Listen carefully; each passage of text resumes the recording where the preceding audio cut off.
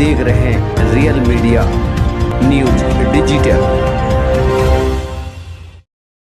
हमारे साथ हैं महाराजपुर विधानसभा के पूर्व प्रत्याशी व सपा नेता मनोज शुक्ला बबलू भैया जी। भैया, आपसे एक चीज जानेंगे कि कुछ भाजपा के बड़े नेता यह बोल रहे हैं कि अखिलेश यादव जी डरे हुए हैं।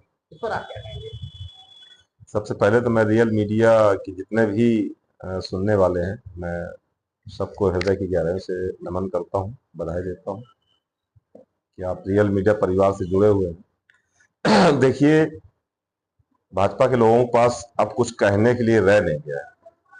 कोरी घोषणाएं, झूठ बोलना, कुतर करना, हिंदू मुस्लिम करना, केवल और केवल ये बचा हुआ है।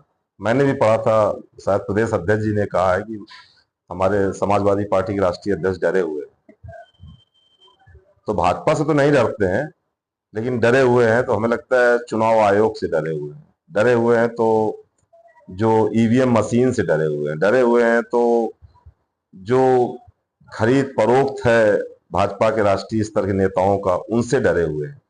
नीति और सिद्धांत से बिल्कुल विपरीत जाके राजनीति न करके कूटनीति जो अख्तियार किया है भाजपा के नेताओं ने, उससे तो हो सकता है कि कुछ भय डर लगता है। लेकिन भाजपा से डरने की कोई जरूरत नहीं। आज चाहे चाहे जैसे स्थितियां हो, चाहे चुनाव, अगर ईमानदारी चुनाव करा लें तो, बल्कि 2024 के चुनाव से तो स्पष्ट है कि सरकार हमारी बन रही है 100%। और इसके बाद भी है कि आज आप हमारे यहाँ कल कानपुर में माननीय राष्ट्रीय अध्यक्ष जी हमारे समाजवादी पार्टी अखिलेश यादव जी आए थे। आप देखिए, जनता बिल्कुल रोडों पर, सड़कों पर बिछी पड़ी हुई है। इसका क्या मतलब है? एक ही संदेश जा रहा है।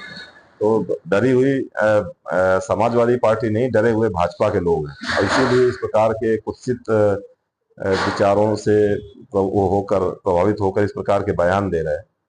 हालांकि ये राष्ट्रीय, हमारे प्रदेश स्तर के मामले हैं, लेकिन इन पे विचार रखना तो ठीक बात है। तो मैं यही, अगर भाजपा के लोग ये कहते हैं तो मैं तो सीधे सीधे चुनौती देता हूँ कि आप अगर बिल्कुल ईमानदारी से चुनाव कराइए, और इसके बाद देखिए कौन डरा हुआ सबको सामने दूध का दूध, पानी का पानी हो जाएगा।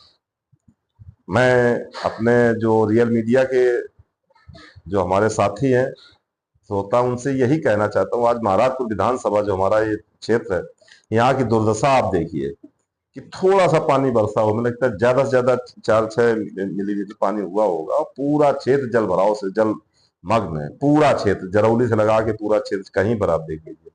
बात इस पे होनी चाहिए कि आखिर 15 साल से मान लीजिए हमारे जो यहाँ से विधायक हैं और इतने बड़े पद पे हैं, इसके बाद भी आज इतना जल भराव है या पानी निकासी का साधन नहीं है। तो ये प्रश्न चिन्ह है कि केवल नकारापन है, क्योंकि कराने वाला अगर चाहे तो करा सकता है। सामान्य विधायक होते तो ये बात ना होती, लेकिन इतने बड़े पद प्रतिष्ठा पे होने पर, वीवीआईपी पद पे है, इसके बाद भी इतना जल भराव इनकी विधानसभा में, तो आप समझ सकते हैं कि ये कहने के लिए है, माना माना माना नहीं, पूरा का पूरा बहाना है ये। और मैं जनता से यही अपील करना चाहता हूं कि आगे आने वाले चुनाव पे आप जरूर बदलाव करिए। बदलाव करेंगे तो निश्चित ही महाराष्ट्र विधानसभा का भी बदलाव होगा, और नहीं तो लकीर के फकीर बने, उसमें हम कह सकते हैं। इतना ही जनता से कहना चाहता हूं कि वाकई अगर आप देखिए कि वोट करना है तो हमारे विकास के लिए करिए, हमारी समस्याओं के लिए करिए। क्योंकि स्वतंत्रता के बाद तमाम ऐसी विधानसभा, इन्हीं के भाजपा वालों का कहना था कि हम तमाम गोद ले रहे हैं लोकसभा की सीटों को, विधानसभा की सीटों को। आज है क्या? कोई लोकसभा सीट जिनको गोद लिया, क्या हुआ उनका? तो मैं ये कहना चाहता हूँ, इस महाराष्ट्र विधान संघर्ष भी कर रहा हूँ। एक ही सपना है कि कैसे भी इस महाराष्ट्र विधानसभा को आदर्श विधानसभा बनाने का संकल्प है मेरा। उसके लिए मैं सभी लोगों से सहयोग की अपेक्षा करता हूँ। बहुत बहुत धन्यवाद। जय हिंद,